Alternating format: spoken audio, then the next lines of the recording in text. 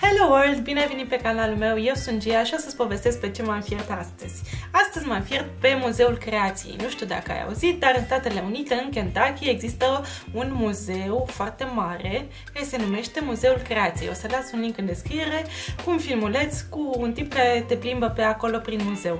Este vorba despre un muzeu care seamănă foarte mult cu Muzeul Antipa, dacă ai fost acolo sau ai auzit de el. Cuprinde animale, oameni în diverse ipostaze, informații scrise, doar că nu este pe narațiunea teoriei evoluției, ci este pe narațiunea creaționismului. Așa cum poate ți-ai imaginat, Muzeul Creației vorbește despre creaționism.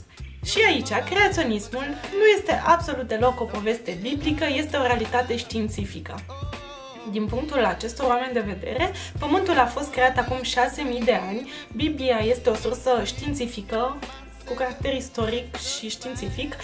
O să vezi în descriere, în acel clip, că sunt mai multe cadre exact de pe pereții muzeului și scrie acolo toate lucrurile astea.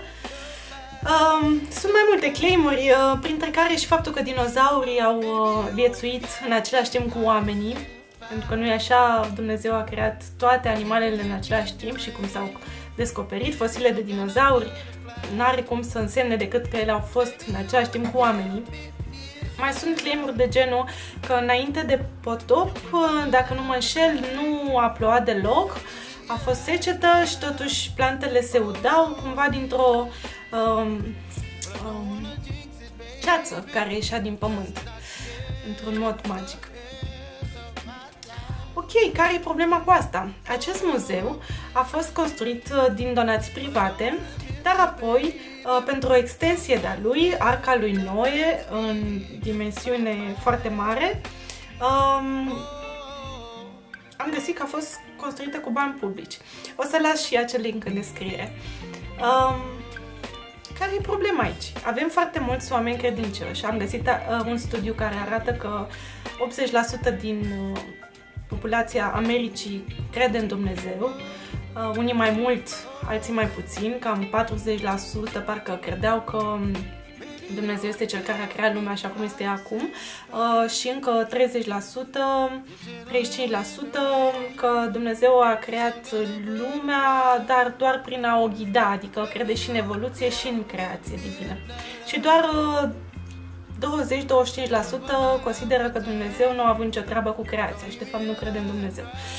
Ok, care este problema? Dacă sunt atâția oameni care cred în Dumnezeu și că El a creat lumea, de ce n-am avea un muzeu al acestui lucru? Și unde se trage linia între religie și știință, dacă se trage? Sau ce se întâmplă atunci când cineva care este adeptul unei religii consideră că ceea ce află din cărțile sfinte sau de la biserică este realitatea, nu este doar o poveste metaforică, că Dumnezeu a creat lumea în 7 zile, ci este adevărul, este cum s-a întâmplat cu adevărat și că oamenii sunt diferiți de animale și că inclusiv Pământul a fost creat acum 6.000 de ani, așa cum li se spune copiilor în acel muzeu. Care este problema? Avem la facultate, sunt în anul 3 acum la facultatea de filozofie, deci avem un curs care se cheamă The Demarcation Problem, the Sciences versus Pseudosciences and Non-Sciences. Ce înseamnă asta? Este o problemă filozofică destul de cunoscută, în care mai mulți filozofi au intrat și și-au spus părerea. Unii spuneau, unii erau cu știința, unii erau cu religia sau pur și simplu încercau să găsească metode de a defini ceea ce este științific sau de a defini ceea ce nu este științific. Aici, în acest debate, fiindcă avem multe texte care intră în dialog unele cu altele, se contrazic oamenii, acolo e o bătălie, n-ai treabă, despre ce vorbesc oamenii ăștia? Vorbesc așa, despre care este obiectul științei. De exemplu, dacă ceva este neperceptibil, nemăsurabil, neobservabil, unii susțin că nu poate fi obiectul științei, dacă nu putem să-l observăm și nu putem să-l măsurăm, nu putem să spunem nimic cu certitudine despre el, spun unii. Și Și atunci avem o discuție despre obiectul științei, avem o discuție despre metodologia științifică, ce trebuie făcut ca să se obțină cunoaștere științifică. Adică, de exemplu, verificăm o ipoteză sau încercăm să o falsificăm. Adică creăm o ipoteză prin care dacă ea se adeverește, teoria este bună, sau creăm o ipoteză prin care dacă ea este falsificată, înseamnă că teoria este falsă. Este destul de complicat, e mult de explicat aici. Ideea este că avem așa, obiectul științei, metoda științifică și cunoașterea științifică, adică care sunt rezultatele la care a ajuns știința, care sunt teoriile dovedite. Și acum oamenii ăștia, în dialogul lor contradictoriu, uneori vorbesc despre lucruri diferite. Unul zice că trebuie ca să dai seama că ceva e știință, trebuie să poți să o falsifici. Adică să existe un caz în care dacă lucrurile nu stau în felul ăla, atunci e demonstrat. De exemplu, din punctul lui de vedere, faptul că o entitate care nu se vede există, nu face obiectul științei, pentru că nu putem demonstra că acea entitate nu există. De exemplu, dacă spunem că există niște extraterestri verzi pe Pământ, dar pe care nimeni nu-i poate observa, asta nu face obiectul științei, fiindcă dacă nu-i putem observa, nu putem să creăm nici o ipoteză despre existența lor. Și altul vine și zice, dar stai puțin, că există cazuri în care, să zicem, cineva zice Pământul este plat și te duci în spațiu și vezi că nu e plat, e rotund. Atunci, dacă poți verifica, înseamnă că e știință. Și se tot ceartă așa. Și de fapt nu, înseamnă că nu este, că este obiectul științei, faptul că Pământul e plat sau nu, dar nu este cunoaștere științifică. Nu a fost validat că este cu adevărat plat. Și atunci termenul știință este folosit în diverse cazuri cu sensuri diferite. Și de aici și această problemă de conflictuală între cele două tabere care zic, unii zic că trebuie să delimităm ce este știință de restul, ceilalți zice nu putem face asta. Și de obicei cei care zic nu putem face asta este pentru că vor să includă și cunoașterea religioasă în ceea ce este cumva știință, pentru că oamenii atribuie științei autoritatea cunoașterii. Ceea ce spun oamenii de știință poate fi adoptat ca fiind ceva cert și atunci vor și religiile sau poate anumite pseudoștiințe să fie acolo, să fie luate drept autoritate. Care e problema cu atitudinea asta în care zici că nu ar trebui să trasăm o linie? Ce se întâmplă, de exemplu, în cazurile în care cineva vine și inventează o nouă știință? Spune, de exemplu, că acele de pin sunt o revoluție în domeniul frumuseții. Trebuie doar să te atingi cu acele ace de pin și o să fii mult mai frumoasă, o să ai încredere în tine, o să fii sănătoasă, o să câștigi bani și așa mai departe. Trebuie doar să cumperi de la ei, evident, ace de pin din Alpi și să aplici în fiecare zi pe fața proaspăt spălată aceste ace de pin în formă de mandala. Ce facem? Credem, cumpărăm, sună științific. Nu știu, dacă zic că studiile au arătat că acele de pin te fac cu 30% mai frumoasă. Credem asta, cumpărăm, ce facem? Sau zicem nu, sigur e o prostie, pentru că n-ai cum să demonstrezi asta, frumusețea nu se măsoară, sună foarte dubios și cerem sursele, nu știu. Că, uneori poate fi o invenție cu adevărat revoluționară și atunci merită premiul Nobel dacă vindecă toate bolile și așa mai departe. Care este problema? Ce facem?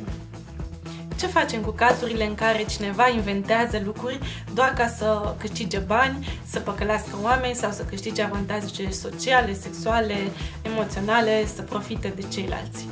Tot în America, nu știu dacă știți de fenomenul Sow the Seed, o să las un link și cu asta în descriere, erau niște televangelists care încurajau oamenii să le trimită bani și, în general, de câte ori făceau mega cuvântări de ale lor în mega churches, nu știu dacă ați văzut sălile alea pline de oameni și unul pe scenă care se agită și vorbește despre Dumnezeu, și le cereau oamenilor bani în ideea în care ei, dacă plantează sămânța, o să li se întoarcă, adică un fel de karma, da, pe bani, și anume să le dea lor bani, că o să-i ajute pe ei Dumnezeu dacă fac asta. Și ei se îmbogățeau și ziceau, uite, m-am îmbogățit, deci merge, metoda mea merge, așa o să pățești și tu, dacă o să investești destul de mult, dacă o să fii destul de credincios și mai ales dacă nu merge, e vina ta, că n-ai fost destul de credincios. Tot felul de șarlatani de genul ăsta au existat și există și folosesc religia în scopurile lor.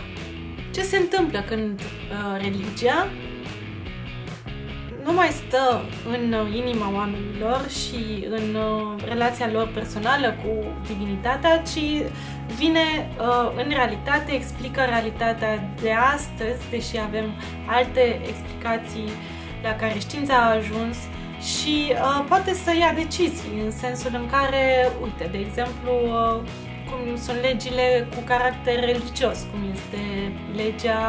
sunt legile anti-avort din America, tot America, sau discriminarea împotriva minorităților sexuale, pentru că sunt incriminate de mulți, majoritatea, din biserică.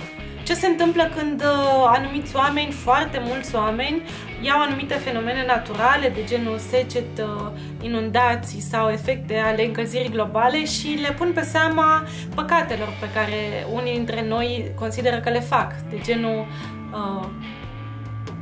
lesbiene, gay. Ce facem cu toate cazurile în care religia vine în viața de zi cu zi, o explică, contrazice știința și creează aceste muzee ale creației unde copiii vin și învață și apoi fac lobby și presiuni pentru a introduce legislație nouă pe bază religioasă? Ce facem cu toate cazurile astea? Ce facem când o populație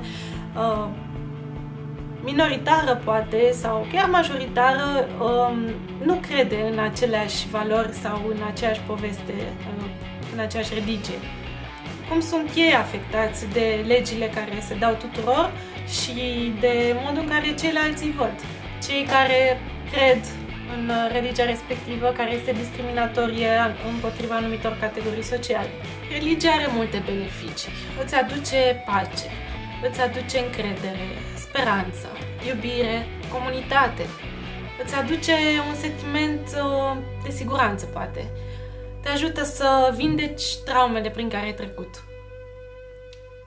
Minunat! Cu ce vine ea la pachet, de multe ori? Poate merită să ne întrebăm. Merită să avem riscurile asociate acestor beneficii? Sau putem lua doar beneficiile fără să trecem prin riscuri, adică fără să discriminăm sau să incriminăm oameni care nu cred, care nu trăiesc după aceeași lege ca noi? Ce facem cu oamenii care interpretează Biblia cum vor ei? De exemplu, acei televangelists, o să las încă un link în descriere cu un interviu cu unul dintre ei, care spune că când este întrebat cum are atâția bani, e ok să aibă avion personal, e ok să trăiască în lux, să aibă atâtea vile, un preacher, și el zice nu, că Biblia a fost interpretată greșit și de fapt e bine să fii wealthy și dacă nu ești wealthy nu poți să dai mai departe, să fii generos sau pur și simplu a fost interpretată Biblia greșit, e ok să fii wealthy. Chiar dacă ceilalți nu sunt și chiar dacă your wealth este pe baza celor care sunt săraci și totuși au dat din puținul lor către tine. Sunt mulți critici ai științei care zic, păi da mă, da, și ăștia cu știința v-ați mai răzgândi voi și Newton credea că așa stă treaba cu gravitația și s-a înșelat după ce a venit Einstein și oricând vă puteți înșela, asta înseamnă, nu? Ei bine, nu, cred că știința este înțeleasă greșit. Un om de știință care e, nu știu, corect, cred că nu o să zică niciodată că ceva este 100% cert. O să zică întotdeauna asta este tot ceea ce știm, bazat pe ceea ce am cunoscut până acum. Asta este cel mai bun lucru la care am ajuns în momentul ăsta. În viitor se pot schimba lucrurile, sigur, suntem deschiși și asta e și ideea, mereu să căutăm și mereu să invalidăm dacă se poate ceea ce am găsit ca să testăm, să vedem dacă rămâne în picioare sau să îmbunătățim. Ce lider spiritual zice vreodată asta? Toți liderii spirituali zic noi știm de fapt cum stă treaba și niciodată nu o se schimbe. Știm totul, lumea funcționează așa și orice îmi spui tu, de fapt, poate fi interpretat prin faptul că nu crezi destul sau nu vezi sau nu simți și de-aia crezi că e diferit. Pe când un om de știință o să zică, da, vino, spune-mi dacă greșesc, hai să verificăm încă o dată. Spuneți toți, verificați toți peer review, ca să vedem dacă încă stă în picioare teoria asta. Și e bucuros ca teoria lui să cadă și să vină alta nouă mai bună, care să stea în picioare la următoarele verificări. Știința vrea să avanseze. Religia sau spiritualitatea, dacă e văzută ca știință, nu avansează. Așa stă. Din punctul meu de vedere, psihologia cred că are o mare vină în toată povestea asta, pentru că nu a reușit încă să dea o alternativă pe bază științifică oamenilor care caută ce spuneam mai devreme că obțin cu ajutorul religiei și nu în ideea de a o înlocui, ci de a oferi o alternativă ca să nu trebuiască să recurgi la lucruri care au și riscuri foarte mari sau să te duci prea departe acolo și să faci rău altora. Poți să fii și credincios, poți să completezi ceea ce ai nevoie și cu psihologie, da?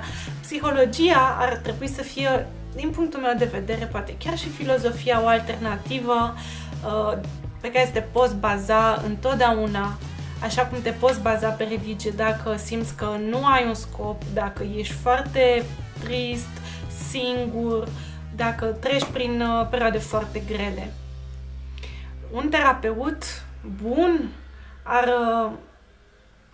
ar fi cel care te-ar ajuta să înțelegi ce s-a întâmplat, să tragi concluziile potrivite, să reclădești acolo lucrurile, să îți ofere un model care să devină modelul tău de a te purta cu tine, adică să nu te judece, să îți arate empatie și tu prin modelul lui să faci asta apoi cu tine.